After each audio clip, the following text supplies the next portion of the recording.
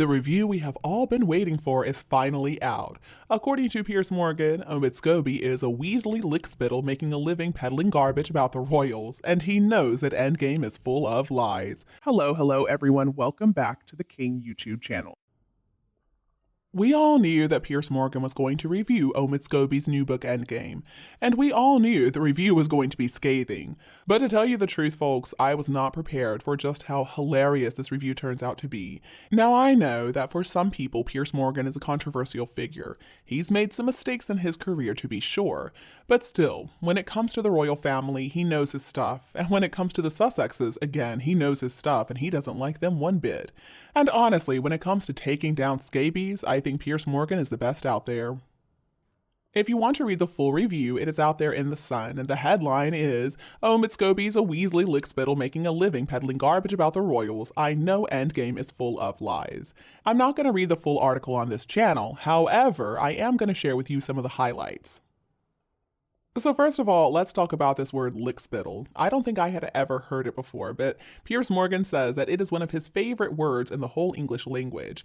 He explains the history behind the word. It's a derogatory medieval term first deployed in 1586 by a professor named John James Grinius, who wrote of flatterers which did lick the spittle of Dionysius the tyrant, and said that it was sweeter than the sweet wine. What a way to start an article. I mean, whatever your opinion may be of Piers Morgan, you got to admit, the man has a way with words. He goes on to write, in modern parlance, it's come to denote a fawning, sycophantic, brown-nosing toady who gushes insincere flattery for personal gain. Which brings me neatly to Omid Scobie, the heavy-eyebrowed little weasel who makes a living peddling constant garbage about the royal family on behalf of the world's most disingenuous victims, Meghan and Harry. Piers pulls no punches, but you know what? He is 100% correct in his description of both Harry and Meghan and Omid Scobie. In spite of the victim narrative that Harry and Meghan have been trying to sell us for years now, we don't buy it. They're not victims. In fact, they're some of the most privileged people in this world. And as for Scooby-Doo, I still don't understand why he is so far up their butts, but we can be sure that anything Scooby-Doo comes up with is going to be very biased against the royal family and very favorable to Meghan and Harry. It is interesting, isn't it, how Scooby-Doo defends Meghan and Harry no matter what. I mean, they could literally murder somebody and he would be up there singing their praises, saying that we just misunderstood him.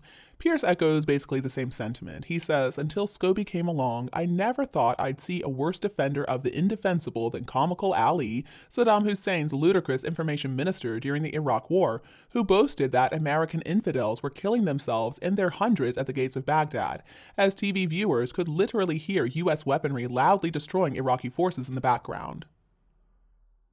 Piers goes on to write, but obsequious Omid makes comical Ali seem like a bastion of veracity. All you need to know about him is that he can't even be honest about his age. Well, I'll add to that, he also lies about his appearance. I mean, that man has had so much work done. He looks a lot like Meghan these days, actually, except his skin's a bit lighter. Meghan has tried to make herself look blacker, whereas Scooby-Doo looks like he's trying to be whiter. Anyway, Piers Morgan goes on to give us some more details about his lying about his age, saying in 2020 he told the journalist Andrew Billen that he was 33, when in fact he's 38.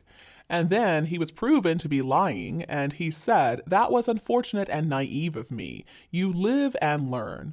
Oh really? Most people live and learn, but it doesn't look like Scooby-Doo has learned his lesson at all. I mean, Finding Freedom was an absolute disaster, and here he's come out with part 2. It's true that people in Hollywood or people in the media lie about their ages all the time. But Piers makes a good point that when it comes to Scooby-Doo, we need to be able to believe him because he's peddling what he claims are facts about the royal family, the hidden story about the royal family that we've never heard. Well, if he's known to be a liar, who is going to believe any of his claims? Piers writes, because it goes right to the question of his credibility as he publishes another book, Endgame, spewing yet more lurid, largely unsubstantiated claims about the royals that once again paint Meghan and Harry as heroic, bullied, disrespected freedom fighters, battling a vile and decrepit institution intent on destroying them. Piers then goes on to sum up some of the claims that Scooby-Doo has made about William and Charles and Catherine. We've already talked about these damaging accusations in previous videos, so I'm not going to rehash them here, but Piers makes a really good point when he says, all of which, according to my own well-placed royal sources, is utter nonsense. And Piers Morgan informs us that he believed the royal sources instead of Omid Scobie because apparently Scooby-Doo has told lies about him in the book as well. Piers writes, in the book, Scobie states as fact that Queen Camilla and I enjoy regular chats on the phone, but the truth is I've never had a single phone conversation with Her Majesty in my entire life. He also says that when Piers called the Duchess of Sussex Pinocchio Princess and then a race baiter on Good Morning Britain, it was Camilla who quietly thanked him for defending the firm. This, again, is a lie. I had no contact with Queen Camilla in that period whatsoever. I did with some other members of the royal family, as I said at the time, but not Camilla. Scobie just read what I said and wrongly guessed it was Camilla. It does seem like Meghan and Harry absolutely love attacking Queen Camilla. I believe they see her as an easy target. She's the stepmother, so why not portray her as the wicked stepmother? That's pretty easy to believe, that old trope. And it does make a lot of sense when we remember that Meghan got all her information about the royal family from Disney movies. Because you see, in Meghan's mind, it's not her fault that she failed as a working royal. There has to be some villain to blame, and who better than the wicked stepmother? Piers does say that Scooby-Doo got some stuff right in the book. He says it's accurate, and his suspicion is about where he got that stuff from.